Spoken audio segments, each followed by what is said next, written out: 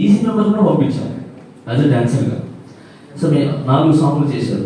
అది చేసిన కాక తను ఇంకా చేసిన తప్పు ఏంటంటే, ఏదైతే పేమెంట్ వస్తుందో మీ యూనిట్స్ కూడా ఉన్నాయి కాబట్టి పేమెంట్ వస్తుంది కాబట్టి పేమెంట్ ఎవరికి వెళ్తుంది? కోశాధికారికి వెళ్తుంది.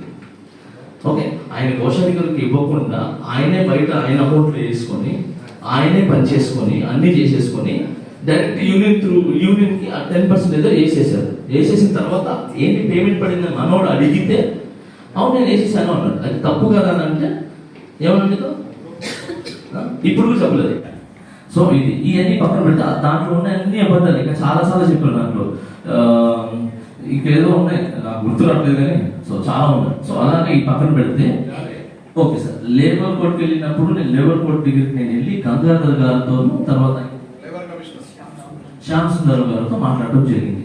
మాస్టర్ ఏంటి పని ఆపుతున్నారు 30 బాంబే 30 మన హైదరాబాద్ ట్యాక్స్ అని వాడాను. సో మొత్తం బాంబే వాళ్ళని వాడాలని లేదు, ఇవన్నీ రాంగ్. అమ్మాయిని గురించి అని చెప్పారు.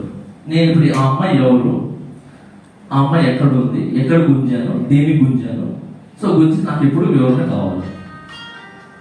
నాకు అది నిరూపిస్తుంది చెప్తున్నా. వీడియోలో ఉన్న ఏది నిరూపించినా నేను టోటల్ కొరియోగ్రాఫర్ డిజైన్ చేసి వెళ్ళిపోతాను. ఏది లేదు, అంత అబద్ధం. కేవలము తనకేంటి ఒక 5 పర్యాలు చేయకూడదు అన్నారని చెప్పి ఆయనకి